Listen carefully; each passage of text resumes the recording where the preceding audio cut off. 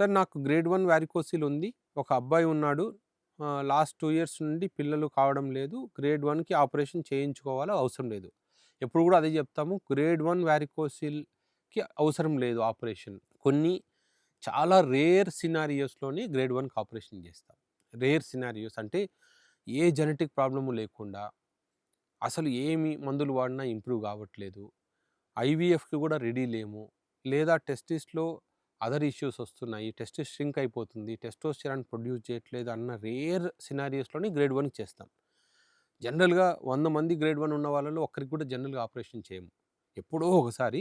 So, grade 1కి వీలైనంత వరకు ఆపరేషన్ చేయించుకోవద్దండి. సార్ నా ఏజ్ 42. నాకు నోస్ అలర్జీ ఉంది. దానికి హోమియోపతి టాబ్లెట్స్ వాడాను. దానివల్ల వేరే వాళ్ళు టాబ్లెట్స్ ఇచ్చారు. అది వాడినప్పటి నుంచి నాకు వీర్యం రావట్లేదు. 2 ఇయర్స్ అయింది. అంగం పడుతుంది గానీ వీర్యం రావట్లేదు. ఏం చేయాలో చెప్పండి. ఒక్కసారి మీకు ప్రొలాక్టిన్ టెస్ట్ చేసుకోండి. ఎందుకంటే ఈ హోమియోపతి టాబ్లెట్స్ వల్ల గానీ, అదర్ టాబ్లెట్స్ వల్ల గానీ ఏమైనా ప్రొలాక్టిన్ పెరిగిందా? తగ్గిందా? దానివల్ల వీర్యం ఆగిపోయుండొచ్చు. సో, ప్రొలాక్టిన్, టెస్టోస్టెరాన్ టెస్ట్ చేయించుకోండి. తర్వాత జయకృష్ణ. నమస్తే సార్. నా ఏజ్ 52. డయాబెటిక్‌ని.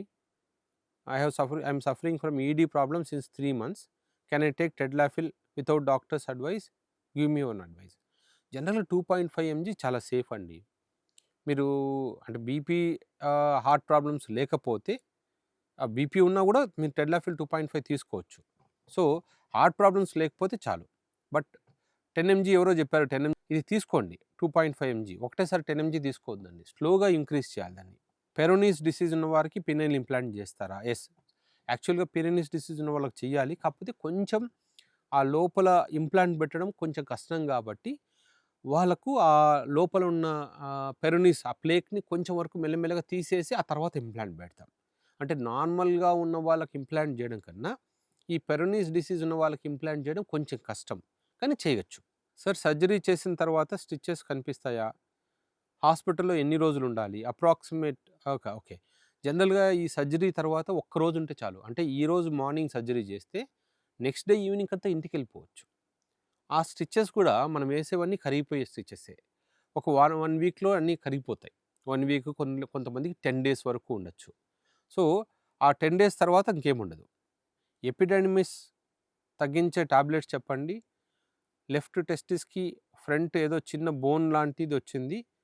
సెమినల్ ఇన్ఫెక్షన్ వలన. సో, జనరల్‌గా ఏంటంటే ఫస్ట్ డాక్సిసైక్లిన్ 100 ఎంజీ ఒక 2 పూట్ల ఒక 10 రోజులు, 15 రోజులు అట్లా వాడాలి. అప్పటికి తగ్గకపోతే అప్పుడు స్కానింగ్, సిమెన్ కల్చర్ చేయించుకోవాలి. After penile implant, before penile implant sex feelings same ఉంటాయా సార్? పెనిస్ అవును. ఫీలింగ్స్ వరకు జనరల్‌గా చేంజ్ అవ్వవండి. ఏం ప్రాబ్లమ్ ఉండదు. ఫీలింగ్స్‌లో ఎప్పుడూ ప్రాబ్లమ్ ఉండదు. నార్మల్‌గా ఇంకా ఎక్కువ కాన్ఫిడెన్స్ ఎక్కువైతుంది పీనైల్ ఇంప్లాంట్ తర్వాత. అంటే ఎప్పుడైనా నేను చేయగలుగుతాను. ఫెయిల్యూర్ అయ్యే ఛాన్సే లేదు అనే కాన్ఫిడెన్స్ పెరుగుతుంది కాబట్టి ఆటోమేటిక్‌గా డిజైర్ గూడా పెరుగుతుంది. అంటే ఎక్కువ చెయ్యాలి అనే డిజైర్ పెరుగుతుంది. పెనిస్ ఎప్పుడు గట్టిగానే ఉంటుంది గదా! స్పెర్మ్ రిలీజ్ గూడా నార్మల్‌గా అవుతుంది. ఆ రిలీజ్ అయ్యే టైంలో ఫీలింగ్ గూడా నార్మల్‌గానే ఉంటుంది. సో, ఏం ప్రాబ్లమ్ ఉండదు.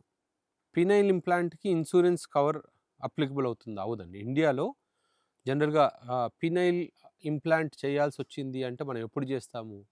సివియర్ ఎరెక్టైల్ డిస్‌ఫంక్షన్ ఉన్నప్పుడే. ఈ ఎరెక్టైల్ డిస్‌ఫంక్షన్ ట్రీట్మెంట్ అనేది ఇన్సూరెన్స్‌లో కవర్ కాదు. కొంతమంది ఏంటంటే వేరే సర్జరీ పేరు చెప్పి దానికోసం అంటే సర్జరీ పీనైల్ ఇంప్లాంట్ జేసి వేరే సర్జరీ జేసి కొంచెం చేయొచ్చు కానీ అది ఫ్రాడ్ కిందకొస్తుంది. సో, అట్లా చేయకూడదు. సో, పురుషాంగం స్ట్రాంగ్‌గా మరియు ఎప్పటిలాగా ఉండాలంటే ఏం మందులు వాడాలి? దానికి సంబంధించిన మెడికేషన్ జెప్పండి.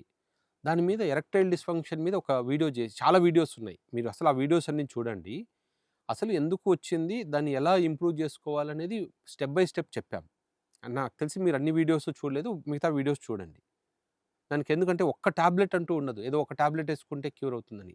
మీకు దేనివల్ల పురుషాంగం స్ట్రాంగ్ అవ్వట్లేదో ఆ ప్రాబ్లమ్‌ని కనుక్కొని మనం ట్రీట్ చేయాలి.